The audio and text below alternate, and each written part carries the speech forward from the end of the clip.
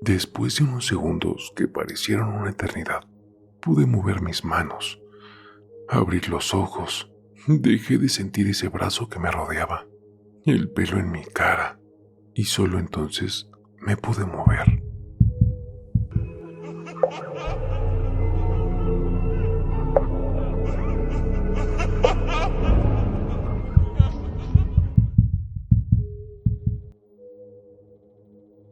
Quizá todos en algún momento de nuestras vidas hemos sido testigos de acontecimientos extraños que suceden en nuestros hogares.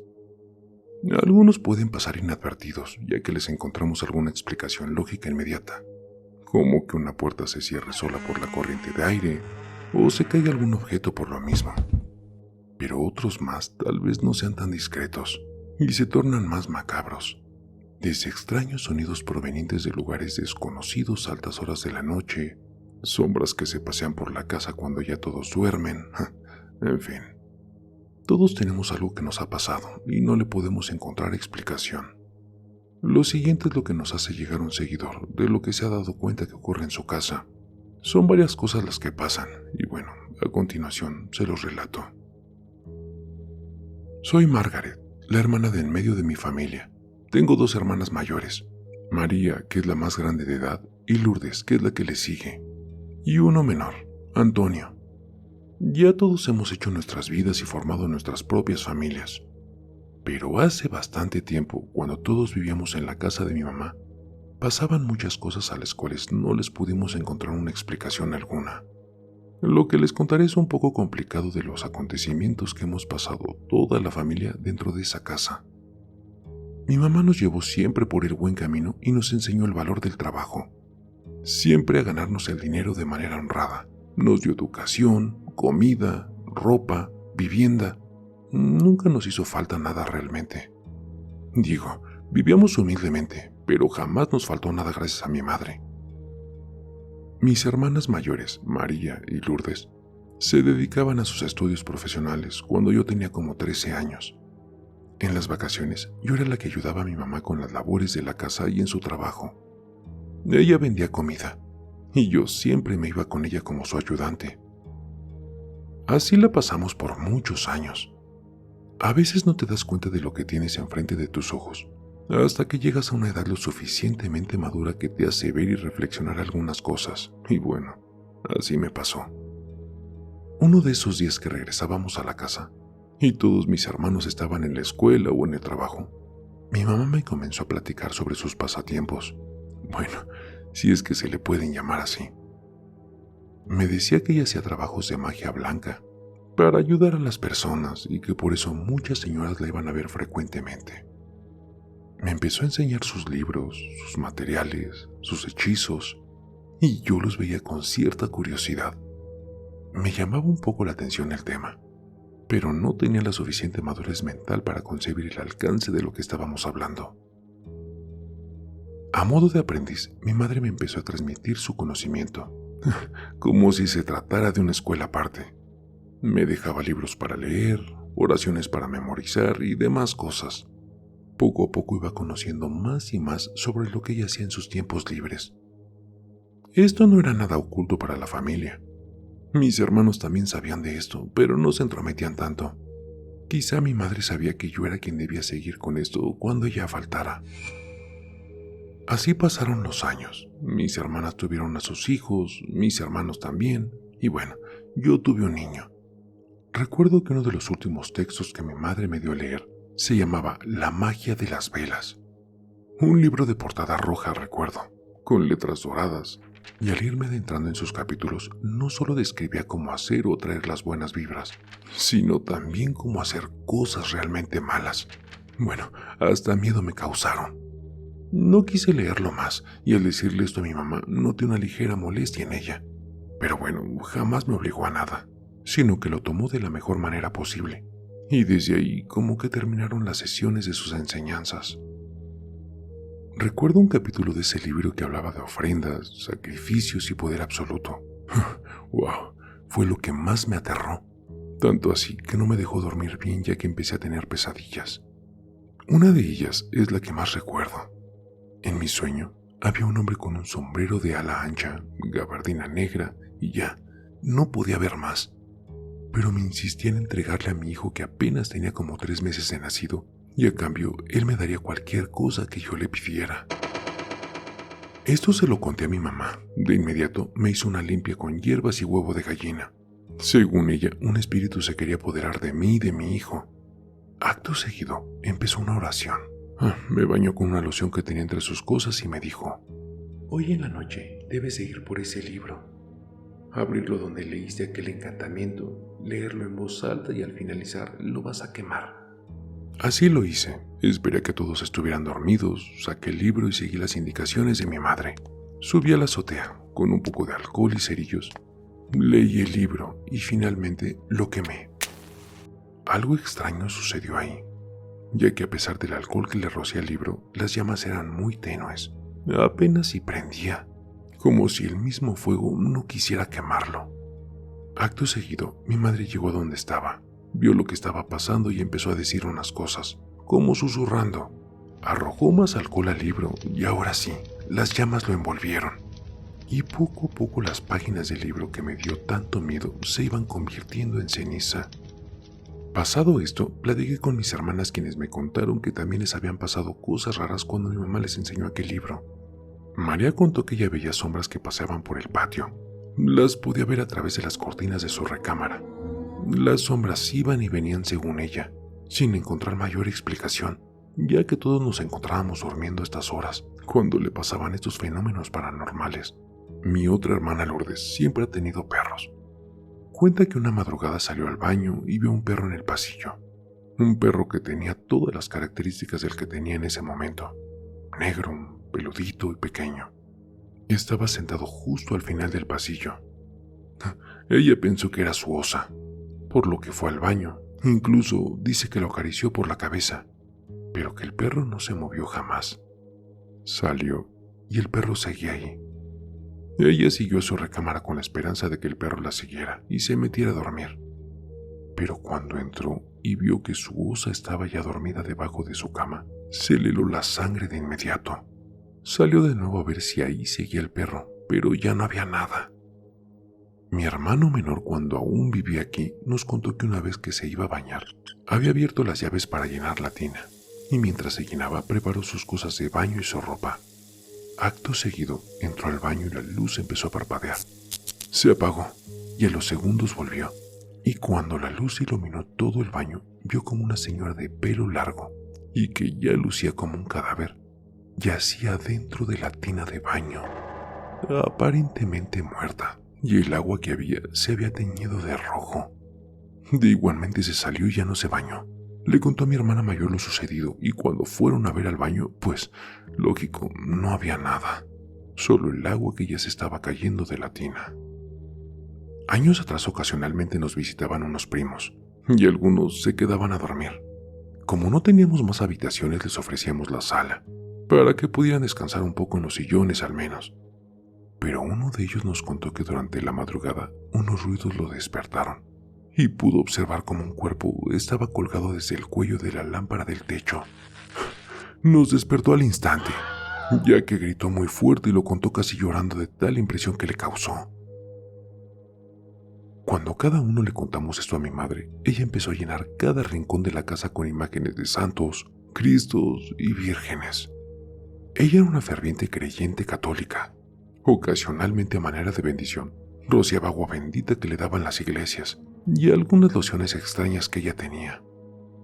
Poco a poco fueron disminuyendo ese tipo de apariciones. Mi madre falleció ya hace un poco más de 5 años y dejó un gran vacío entre nosotros y sus nietos.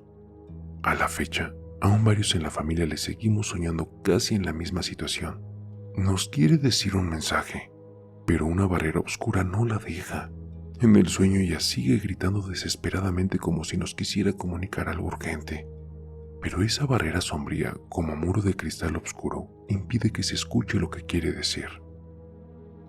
Como les digo, los acontecimientos del estilo prácticamente han parado. Ya no hemos tenido esa clase de experiencias de ultratumba desde hace mucho. Pero ese sueño que todos los que seguimos vivos de la familia hemos tenido nos inquieta bastante. No sabemos si es mera casualidad o si en realidad ella quiere advertirnos de algo o de algún peligro. He ido con algunas personas que se hacen llamar mediums para saber qué es lo que ocurre, y ellas me comentan que en efecto, mi madre nos quiere decir algo muy importante, pero una presencia que se presume maligna no la deja, que debemos trabajar en conjunto toda la familia para liberar la casa de ese probable mal que aún la cubre, para que así mi madre nos pueda dar el mensaje y pueda irse a descansar en paz. ¿En tu casa espantan? Déjame saberlo en los comentarios. Gracias por leerme.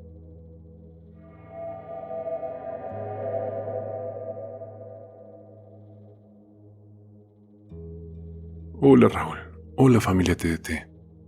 Desde niño siempre he tenido el infortunio de encontrarme con apariciones, sombras y más comúnmente que se me suba el muerto.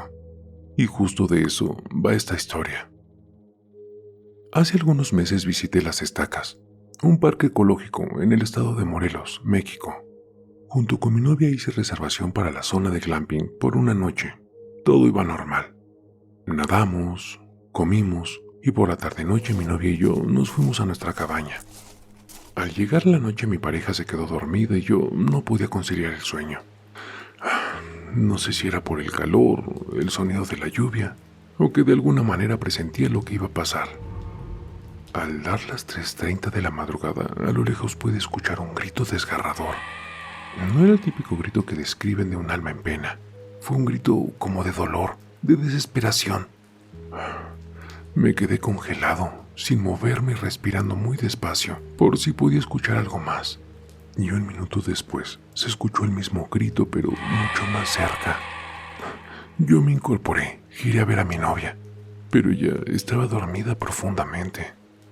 De nuevo, se escuchó una vez más ese grito, pero ahora tan solo unos metros de la cabaña donde nos estábamos quedando. Me quedé en silencio. Pude escuchar pasos que rodeaban la cabaña. Yo no quise hablarle a mi novia porque no quería asustarla más de lo que ya estaba yo.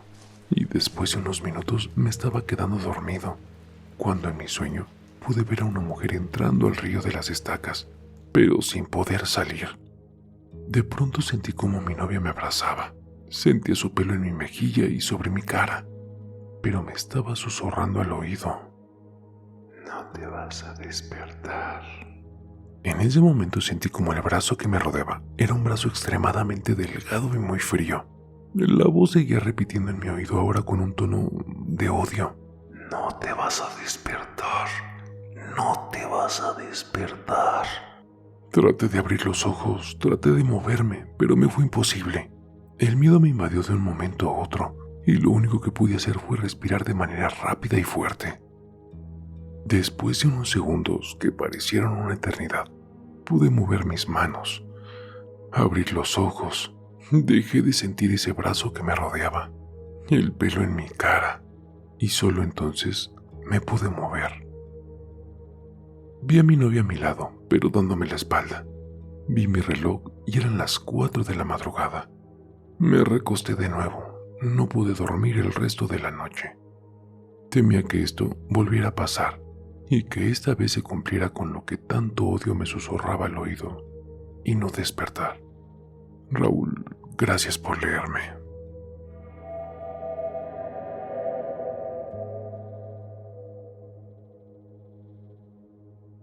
Hola familia TDT. Yo quiero contar sobre el fantasma de la ventana que mi novio trajo a mi casa. Es la historia que cuento en cada reunión con amigos y familia cuando se tocan estos temas. A ver, estoy en una relación desde hace años, y mi novio siempre me ha contado que en su casa han tenido encuentros paranormales. Me ha contado que ha visto muchas cosas, y que han tenido encuentros en su casa en diversas ocasiones y por la noche, y bueno, más cosas con las que me congelo. Creo que es necesario mencionar esto para que entiendan lo que yo creo que me sucedió.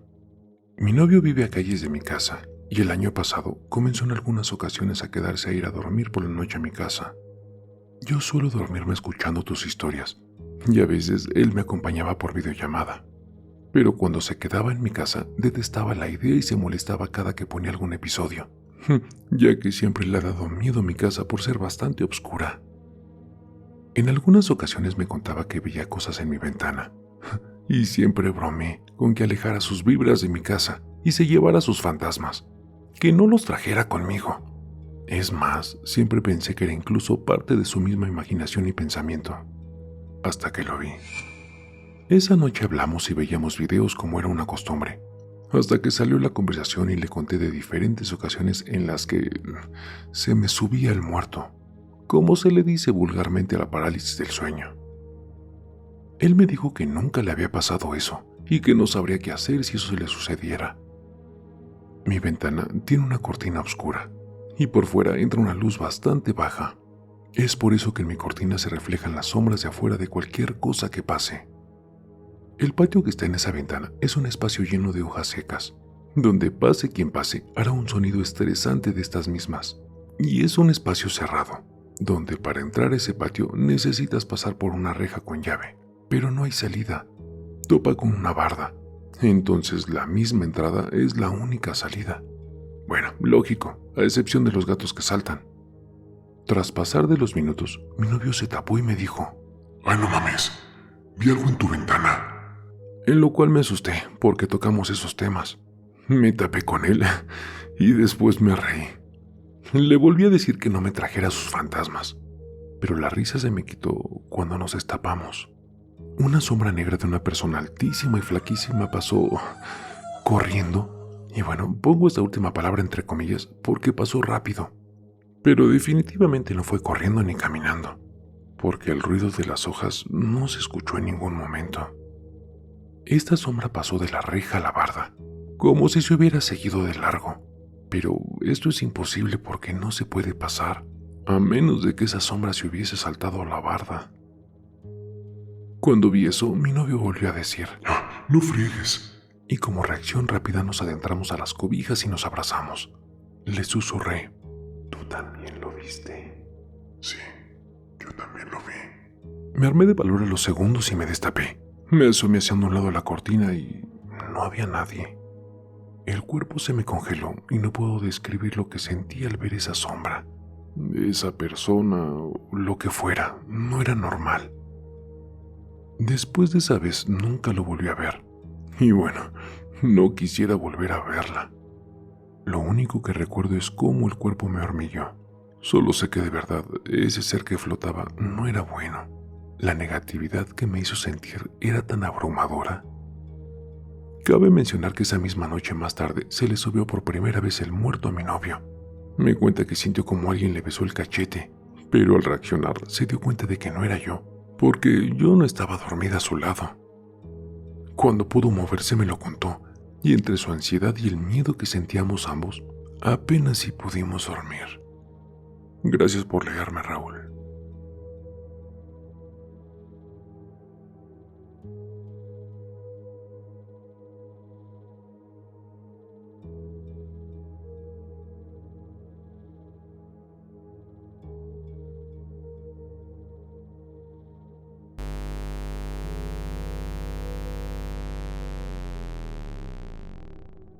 El terror está más cerca de lo que crees. Y no lo digo yo, lo dicen ellos.